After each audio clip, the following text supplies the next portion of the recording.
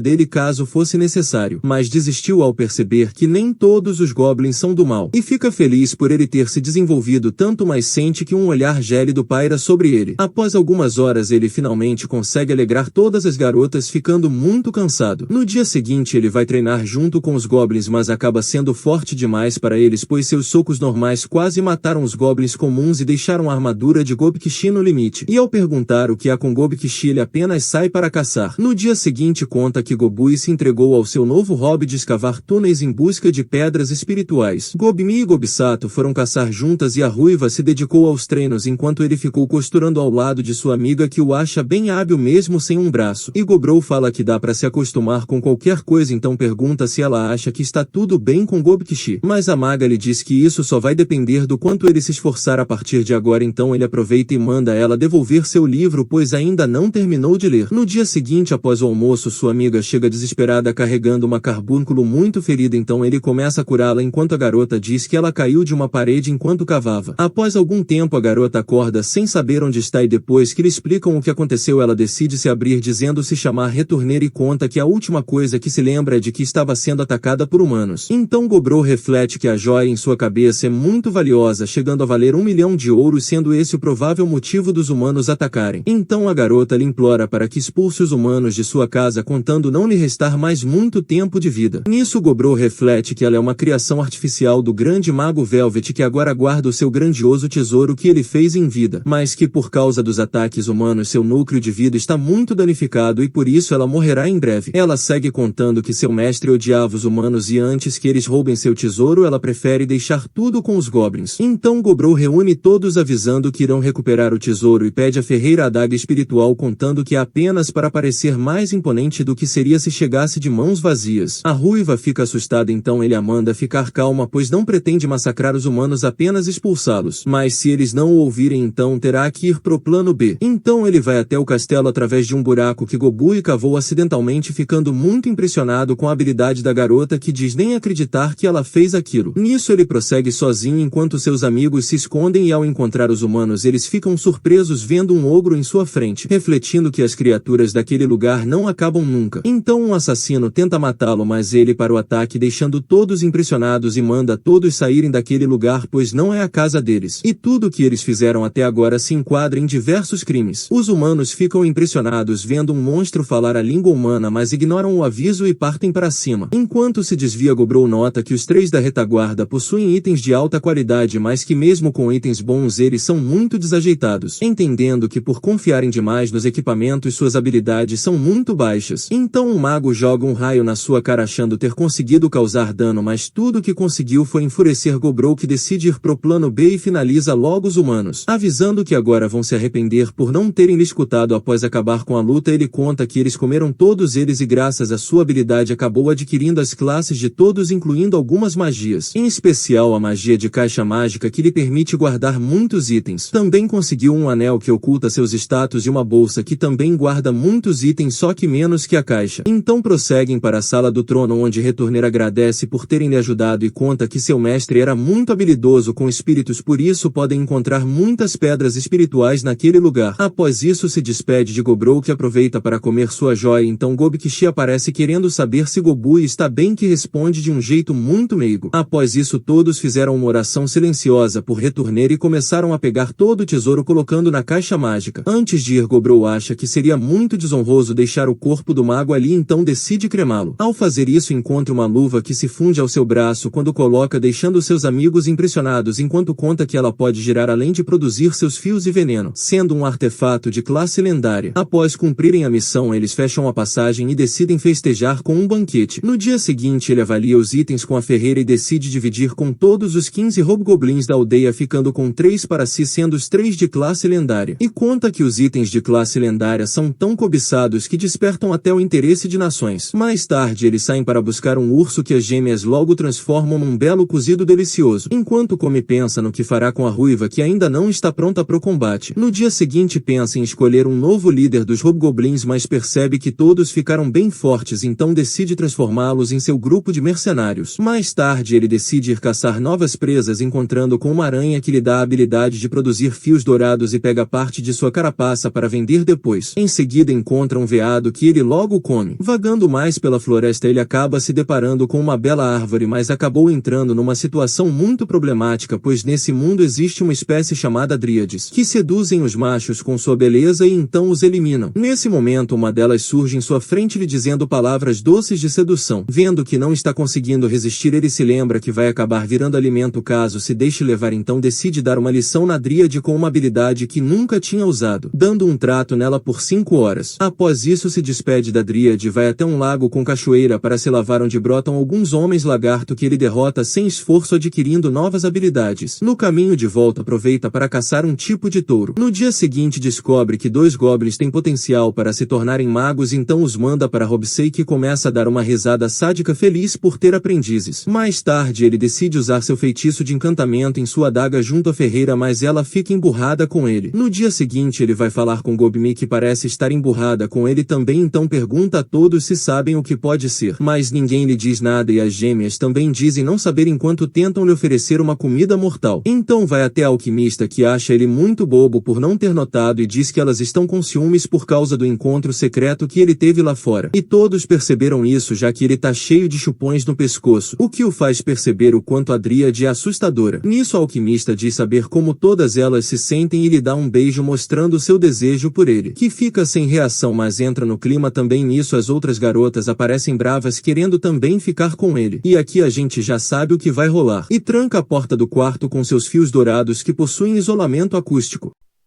Galera, o episódio acabou, mas ainda tem muito mais animes aqui no canal. Se inscrevam para não perderem os próximos vídeos.